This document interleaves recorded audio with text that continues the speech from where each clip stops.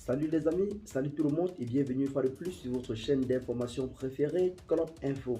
Aujourd'hui, nous continuons une fois de plus du côté du Mali où nous avons la situation du colonel Assimi Goïta et son gouvernement qui continue toujours d'être de plus en plus menacé, notamment avec ces nouvelles enquêtes qui seront certainement ouvertes dans le pays.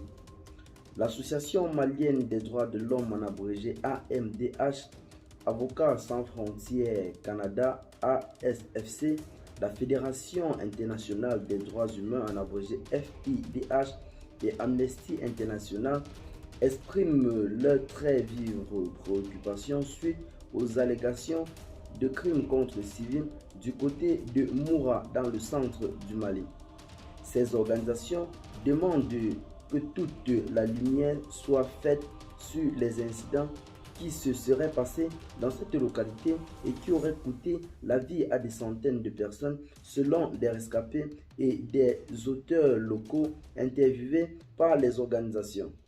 Elle appelle à ce que des enquêtes judiciaires approfondies, indépendantes et impartiales soient menées par les autorités maliennes pour établir les faits, situer les responsabilités et, le cas échéant, rendre justice aux victimes.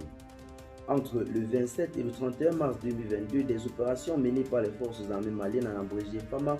visant des troupes armées auraient abouti à la mort de nombreux civils à Moura, chef-lieu de la commune rurale de Togué,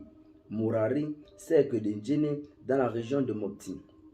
L'état-major général des armées a mentionné dans un communiqué en date du 1er avril des actions aéroterrestres menées notamment par les forces spéciales et annoncé un bilan de 203 membres de groupes armés terroristes tués et 51 arrestations. Dans un second communiqué diffusé le 5 avril, les autorités militaires maliennes ont déclaré que les FAMA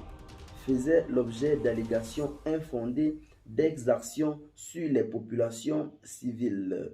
et réitéré que le respect des droits de l'homme et même que le droit international humanitaire est la priorité dans la conduite de leurs opérations.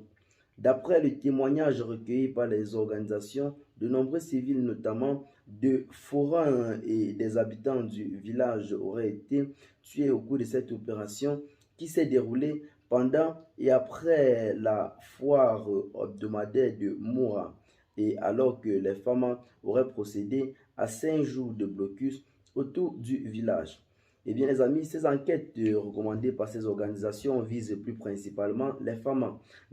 qui, à leur tête, autant pour nous, a le colonel Assimi Goïta, qui dans le pays n'entretient pas des relations avec des relations très amicales avec les autres pays, la sous-région et avec plusieurs autres pays sur le plan international et même à l'Occident. Donc, le colonel Assimi Goïta est plus que jamais, une fois de plus, en danger face à ces enquêtes et ces allégations qui sont tenues contre son armée et lui-même.